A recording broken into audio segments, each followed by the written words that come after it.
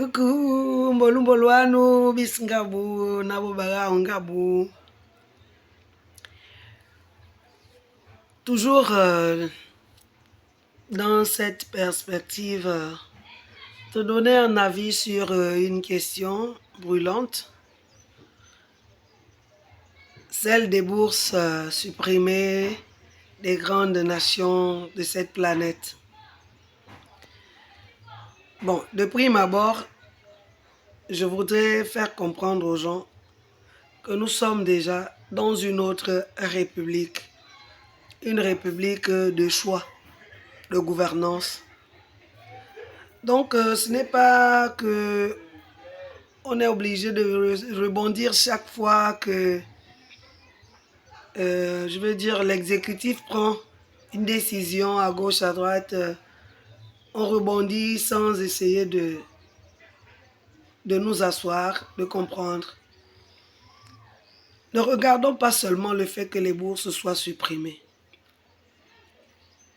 Il est question ici de voir l'adéquation ou l'inadéquation de telle ou telle chose. Pendant des années, le Gabon a formé des personnes qui sont allées dans ces grandes nations et qui y sont restées. Certes, d'autres sont revenus, mais quand on fait la balance entre ceux qui sont partis et ceux qui sont revenus, on se rend compte que le pays n'a pas bougé du tout. Malgré ces grandes têtes que vous dites, nous sommes en train de perdre la haute technologie, mais le pays n'a pas bougé. Donc, je suppose que l'exécutif ici essaye de voir comment rentabiliser les choses en faveur du pays. Faire des choix en fonction de l'offre. Donc, l'adéquation entre la demande et l'offre. Donc, ce n'est pas tout que d'aller former des Gabonais si on ne peut pas les utiliser chez nous. Oui, vous dites que ce sont des grandes têtes, mais des têtes qui servent à quoi? Qui ne servent pas au Gabon. Elles servent à quelque chose quelque part, mais ne servent pas au Gabon. Il y a certains qui disent, je suis venu, je n'ai pas eu de place, je suis reparti. Mais dans d'autres cieux, les gens sont venus avec la matière et ont innové. Ont cherché des voies et des moyens pour apporter quelque chose. Ce n'était pas facile avec le pouvoir en place il y a des décennies là. Mais maintenant, on va essayer de forcer la chose pour voir, sans perdre trop d'argent, qu'est-ce qui est bon pour le Gabon, qu'est-ce qui ne l'est pas.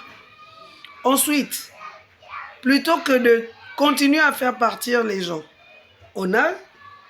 moi je proposerais par exemple à l'exécutif de revoir la matière dans nos universités, de revoir qu'est-ce qu'il faut voir, qu'est-ce qu'il faut mettre en place pour que ces connaissances qu'on va acquérir ailleurs, on puisse les recevoir sur place sans avoir une trop grande débauche de finances.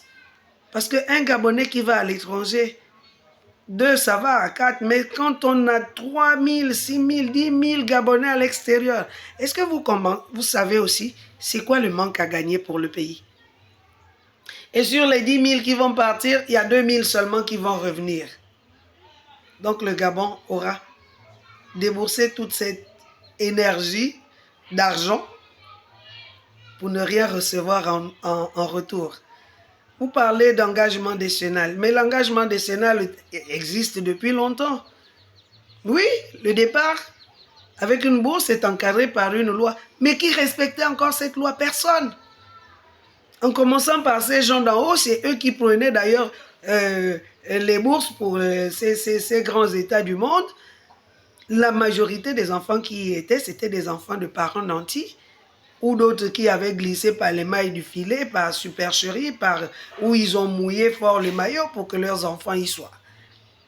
Mais à la fin, les enfants ont travaillé pour qui? Pour l'étranger. Alors, l'exécutif actuel vient et puis prend des décisions, mais souffrons de les regarder. C'est une autre dynamique qui est impulsée. Maintenant, si nous nous rendons compte qu'il y a